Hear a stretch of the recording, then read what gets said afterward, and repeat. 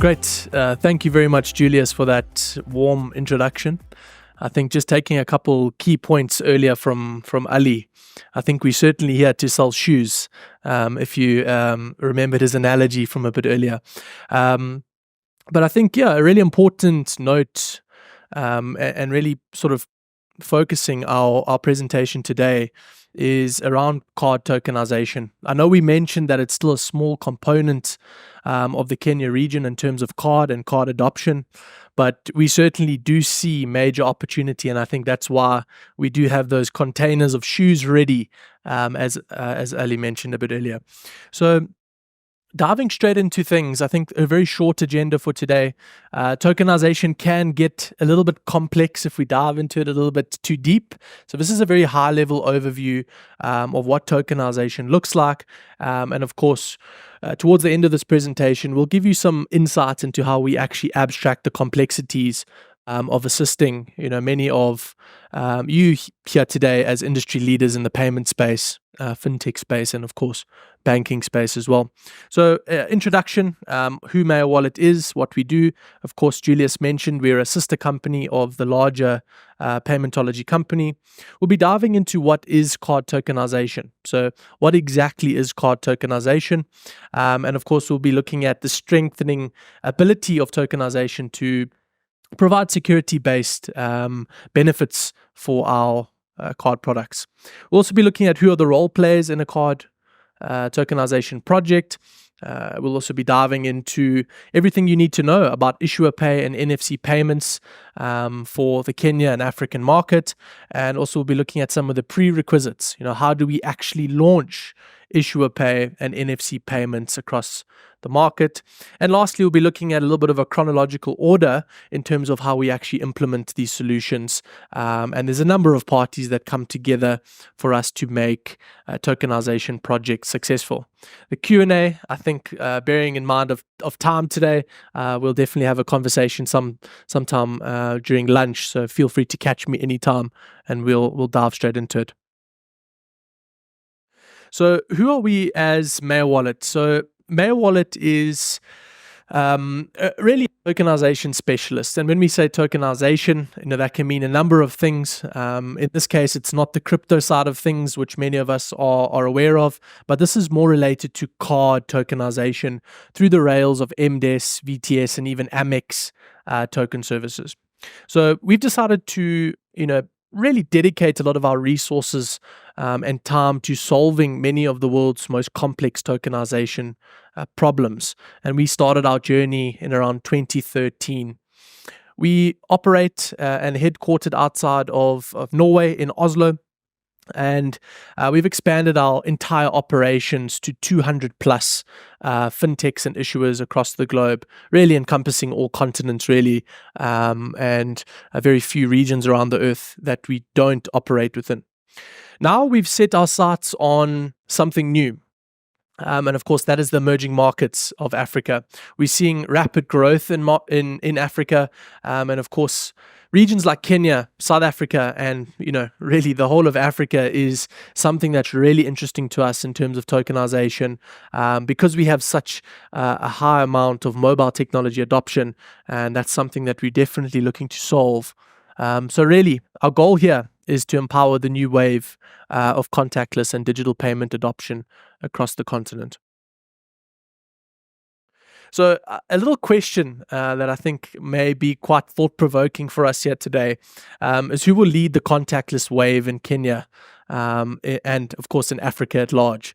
So I think really the race is on in terms of who leads the contactless space. There are a couple really strong players across Africa, but I think this is something that really starts and ignites that fire in terms of who will be the ultimate leader in terms of that space. So diving straight into it, again, at a very high level overview, we'll be looking at what is card tokenization.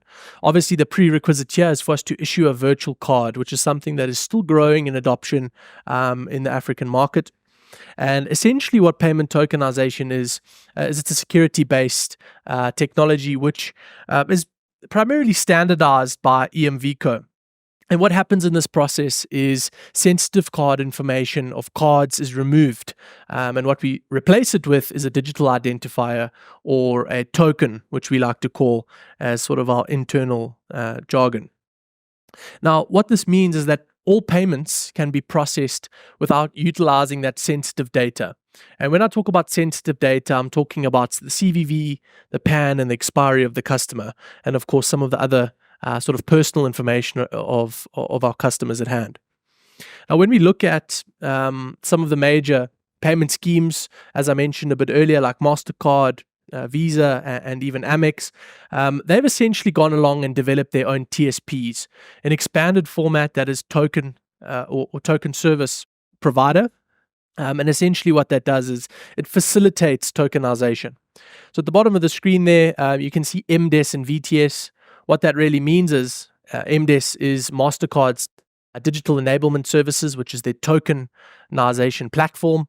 And the V that's Visa Token Services, which allows us to enable core tokenization or RTSP. Lastly, another key benefit is that when we create a token, it is only useful in a specific context. And we'll be discussing a little bit about the security-based measures and benefits around tokenization in the slides to come. So when we look at tokenization and its ability to strengthen security, there's a number of key factors involved. Point number one is that a single card can be associated with a myriad of tokens, and of course, they all reside in different environments. Each environment being completely different from the other and completely unique from the other. And I'll discuss that a little bit in the diagram that's presented on the left-hand side of the screen. In terms of fraudsters and hackers, it's almost impossible for them to decrypt these tokens. So this is very important as it provides us with that extra sort of level of security, which again has been standardized by EMVCo and of course other bodies like PCI DSS. So lastly, it also provides us with a really solid and robust process to fortify our entire payment process. And that all is through the removal of the CVV, PAN, and expiry. So when someone accesses our token, if they are able to access it, they can't do anything with that data. We really are protected in that sense. So now when we look at the diagram on the left, the card in the middle represents the sensitive card information. And as we can imagine, as our sensitive card information is used, via core tokenization or tokenization that we're discussing, we branch out into relevant tokens, each token being completely different than the next. For example, in token 1, this could be the token used in the Maya Issuer Pay SDK that we'll be discussing a little bit later, that will be able to transform your banking and fintech application into an NFC payment environment. And of course, for another example, token 3 could be an Apple Watch or Google Watch. I know that's not available here in Kenya yet, but of course, it provides a strong example of how tokens are utilized in the contactless space. Token 4, which I'll use as the last example, could be an environment like Netflix, right? When we enter our sensitive card into Netflix, what tokenization does is the PSP or the merchant will request a token from the TSPs, which is MDES or VTS, and they would return a token to the merchant. The merchant would delete our sensitive card data, and they would actually store our token on hand. So if that data center was potentially intercepted or broken into, they only have access to our token on file information, meaning they cannot use us or use our tokens as a method of fraud or theft. So now if we look at the tokens, if we intercept any of those tokens, we are essentially secure in the payment world, which again is one of the fundamental reasons why tokenization was developed, and of course why it is such a guiding light in payments in the modern and emerging payment world. So moving on, I think what's quite important here is discussing some of the key role players in tokenization. And when we look at tokenization as a whole, there's three major parties involved. We have the issuer, which of course would be yourselves as fintechs or neobanks or banks. We have the TSP, which is the MDES VTS component, the token service providers. And then we also have the TRTSP, which is the token requester to token service provider. And in this case, this could also be you as a user of MeaWallet's SDK for contactless payments. So I'll get to that TRTSP in a bit. But when we look at the issuer, really the issuer's main responsibility here is to make a number of key decisions on the tokenization flow and request. And this, of course, is based on a myriad of parameters that, of course, are required to ensure that tokens and tokenized cards are issued to the rightful owners or consumers amongst our customer base. So here it's very important to note that the issuers must be connected to MDES and VTS. Now, if you are a Paymentology customer, it's great to know that Paymentology is already connected to the schemes for MDES and VTS, and through two very simple APIs, pre-digitization and customer lifecycle API, you can simply tokenize your offering or enable tokenization on your current project or product. So that's, of course, a very important note to take into account here today.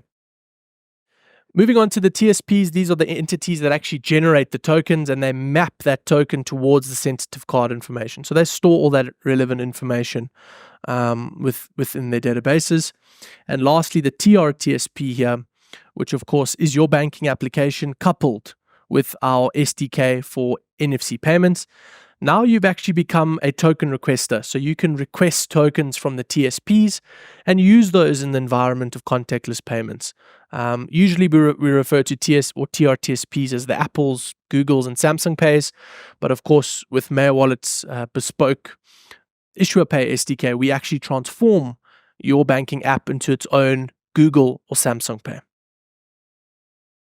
Now, just expanding the role players in a card tokenization project, and as we can see on the screen here, typically the issuer will assess the tokenization request, and this can either be declined, requested for step-up authentication, or further additional authentication, or it can be approved.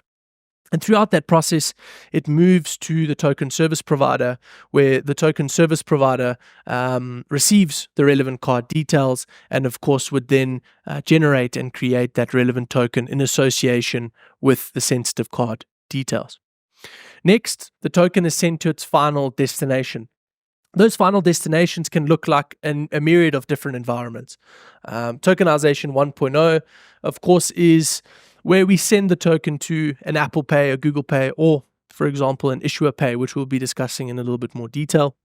Tokenization 2.0 is more the merchant environment, like we mentioned a bit earlier, storing tokens rather than card-on-file information in terms of the merchant and PSPs. Tokenization 3.0 is a bit futuristic still. It's IoT devices and provisioning tokens to IoT devices, but this is something that's slowly gaining traction across the globe.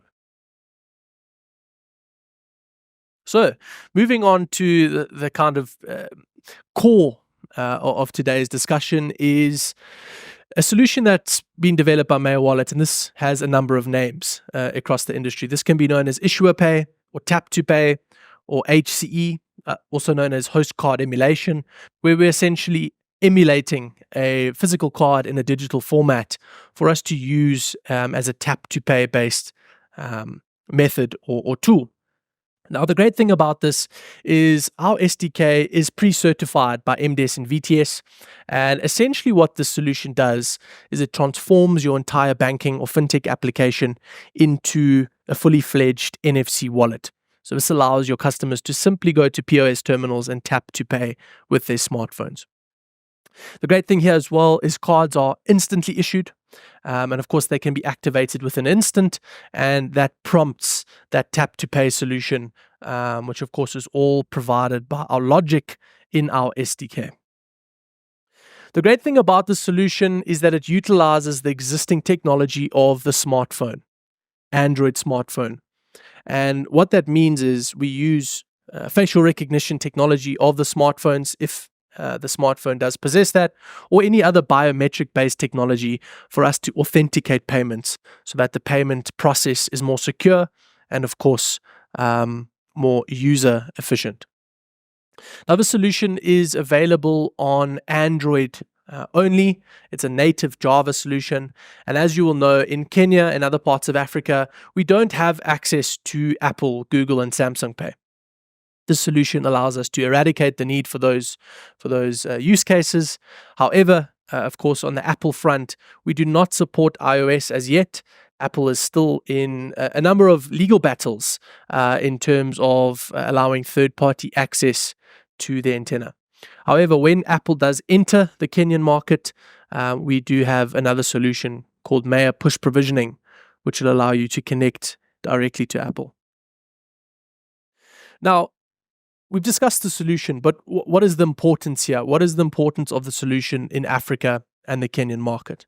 Now, looking at a couple statistics, we've seen that 84% of Africa's smartphone adoption is of Android operating systems.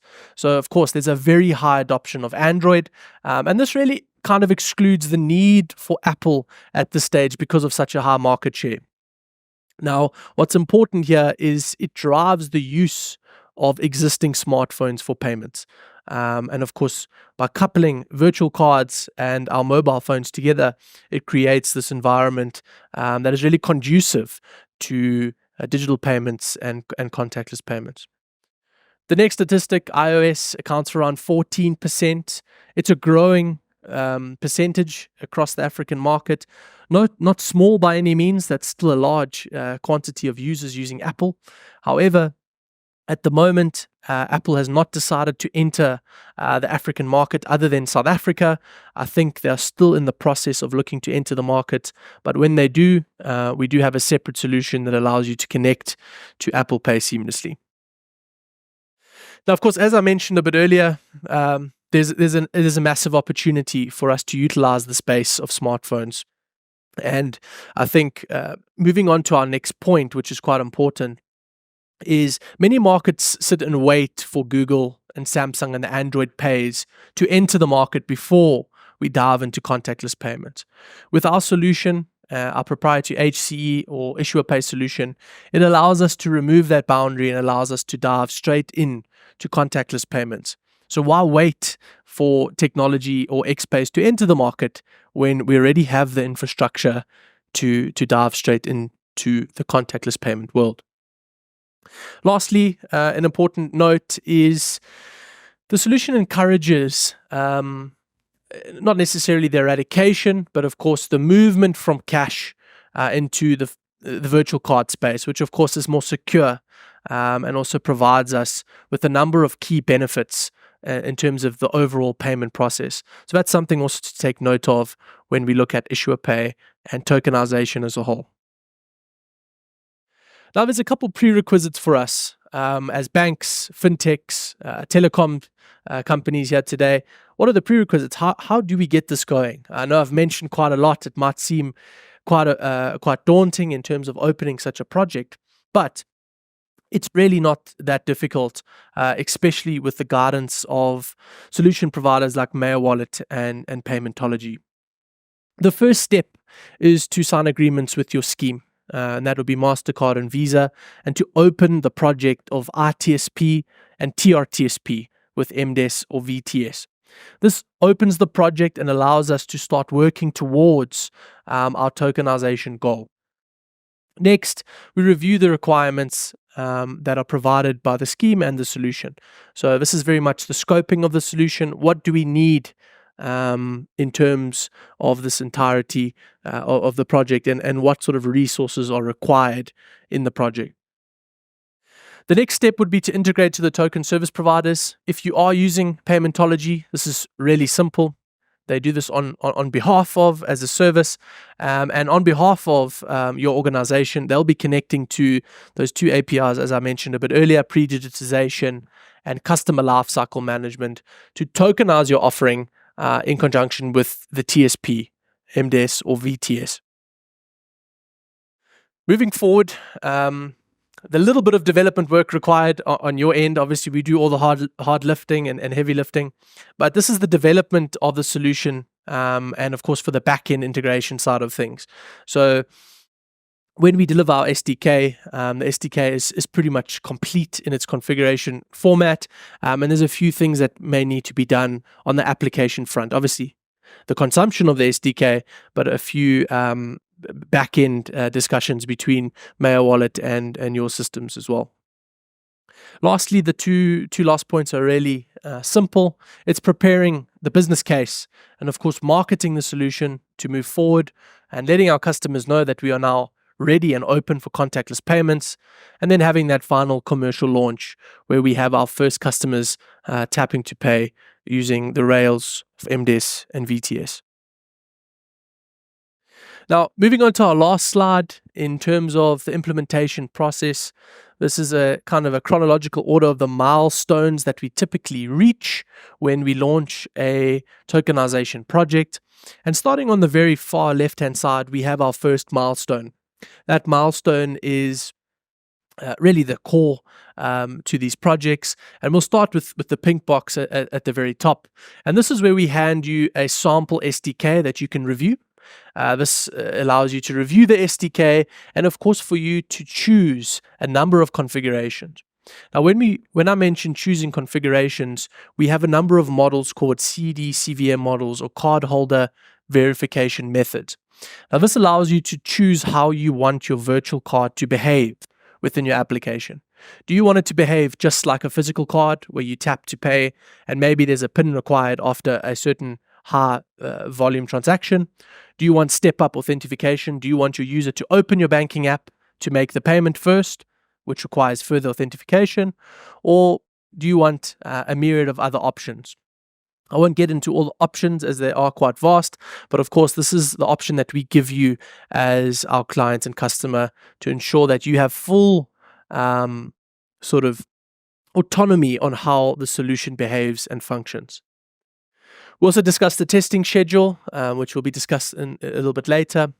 But moving down towards the continuation of milestone 1, we have the blue box, and this is typically between the schemes and the customer / MeaWallet and the processor as well. And this is where we sign those contracts, as I mentioned, with the schemers to kick off the tokenization and TRTSP projects and fill in the relevant documentation and the formality side of things. Just above that in milestone 2, we have the kickoff of the tokenization project in terms of the connection to MDES and VTS. Now that consists of the pre-digitization implementation, which is an API that we provide, which is an on behalf of service. And now this actually starts pushing us to connect to either VTS or MDES. Following on from that, we have SDK setup back into the pink box, where we actually deliver the final SDK to you to review. And of course, you can start consuming that SDK and looking at the sort of pure functionalities. Moving down to the blue box again in milestone 3, this is where the token or the tokenization takes place on the bin level. And now the bin is actually tokenized for us to replace that card information with tokens, as I discussed a bit earlier. There's also a number of key exchanges and certificates that we do with the schemes as well. Back up to the pink environment, this is where we actually start testing the SDK and the full solution and start getting towards the production setup. And also there's also a number of key exchanges with the networks as well in conjunction with the blue box that I mentioned a bit earlier.